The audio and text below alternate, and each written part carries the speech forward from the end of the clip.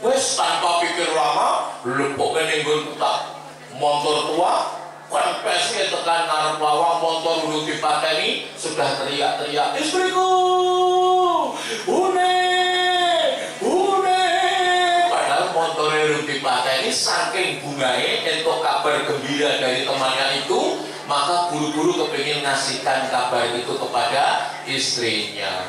Mboknya atau bune baru keluar dari belakang rumah, entus makangi pitik, ya toh, metunin gunjobo, kalau suaminya tergopoh-gopoh, bertanya-tanya, omong nopo toh pak, motornya dipakai sike, ora pak, iki lo, ora bune, iki lo, iki opo, iki opo, iki duit.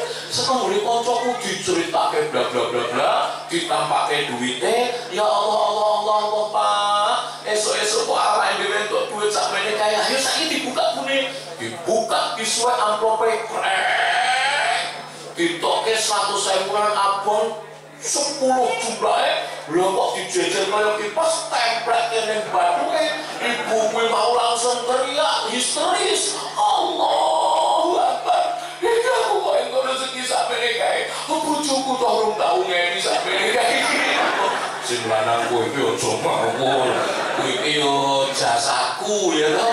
Masya Allah, baik sekali itu temanmu pak, memberi aku uang kok 1 juta di pagi hari jam 7.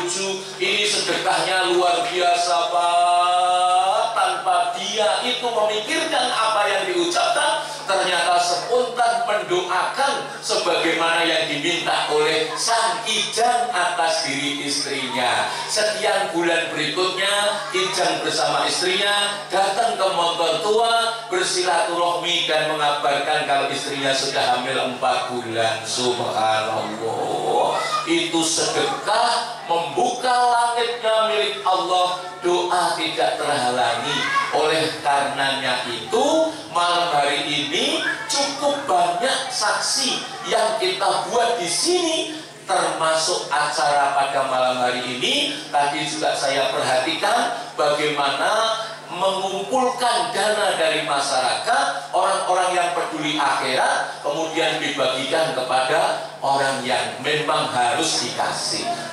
Ini adalah sebuah cara untuk melakukan perubahan di sini dalam rangka kebahagiaan di sana. Subhanallah, ibu-ibu, bapak-bapak, kubur itu ada binatang yang mengerikan. Caranya agar kita terhindar, maka bersedekahlah. Sedekah tidak hanya menghindarkan kita dari perkara siksaan kubur, tapi juga akan menambah datangnya banyaknya rezeki yang tidak disangka-sangka dan tidak diduga-duga. Subhanallah, mudah-mudahan Muharram ini dijadikan momentum perubahan sebagaimana awal saya sampaikan, menyemangati kita semua untuk melakukan kebaikan-kebaikan, insya Allah. Bapak Ibu, kita lanjutkan, ada materi berikutnya. Ini indah Bapak Ibu. Pada saat itu Nabi kita sedang tertawa. Karena Nabi kita tertawa tidak seperti biasa, maka Umar bin Khattab bertanya,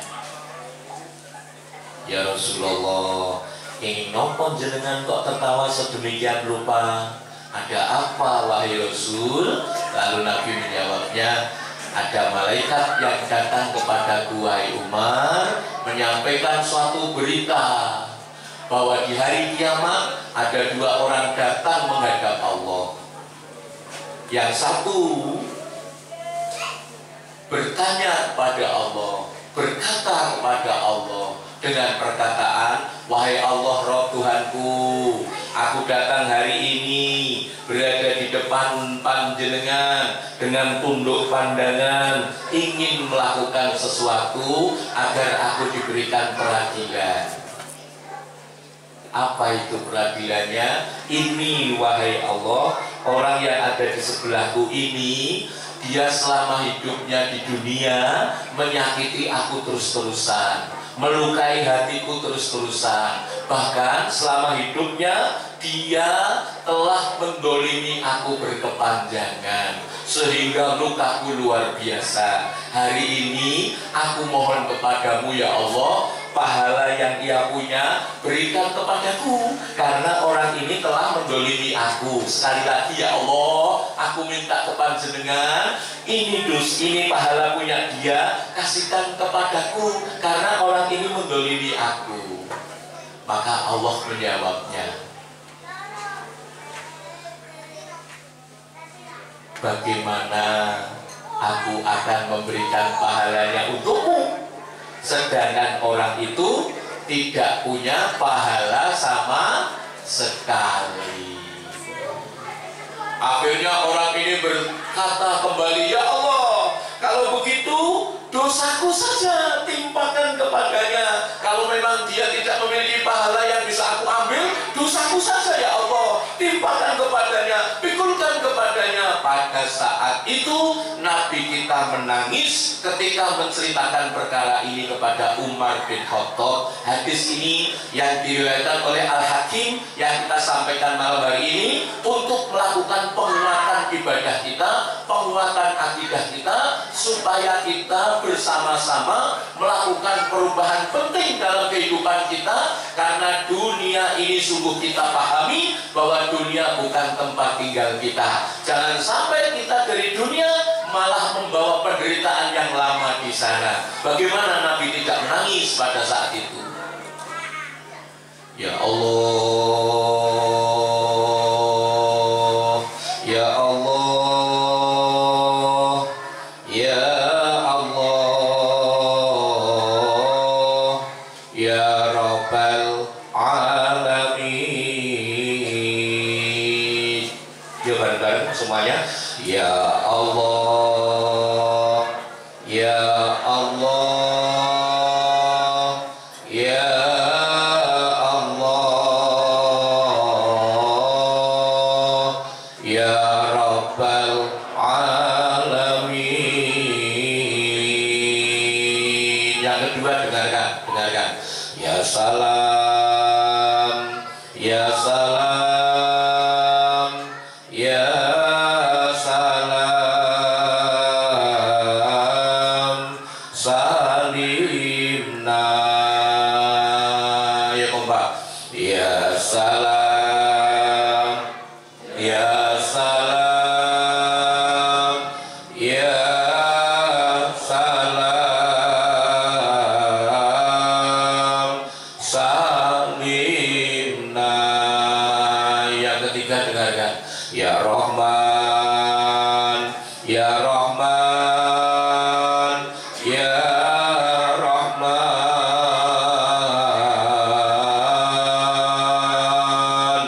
irhamna.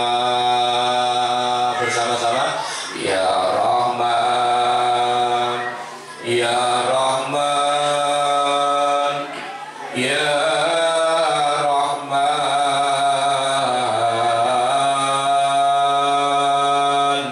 irhamna.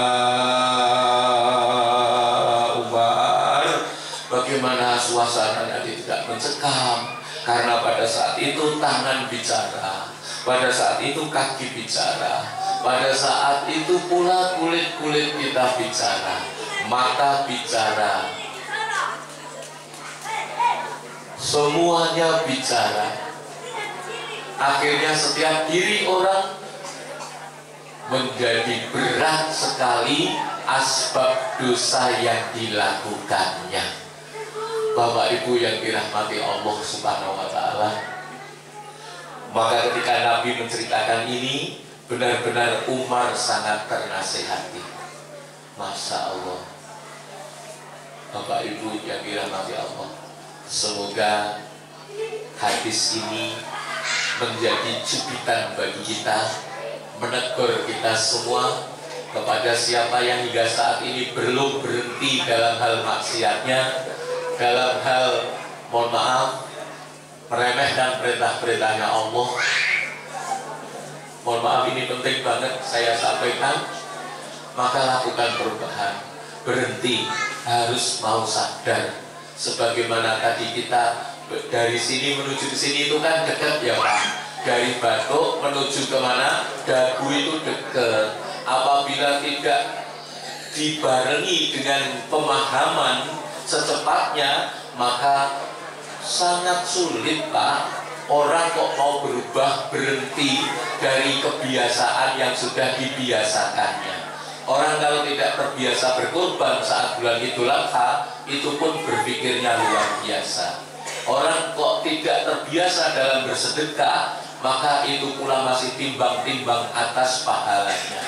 Maka siapapun yang hari ini mendengar apa yang kita sampaikan, semoga menginspirasi dan segera mau melakukan perubahan, insya Allah. Bapak Ibu yang dirahmati Allah, pada saat itu begitu kedua orang ini menghadap Allah dengan laporan yang tadi sedemikian rupa yang dikisahkan oleh Nabi kita, maka Allah berfirman kepada kedua orang itu.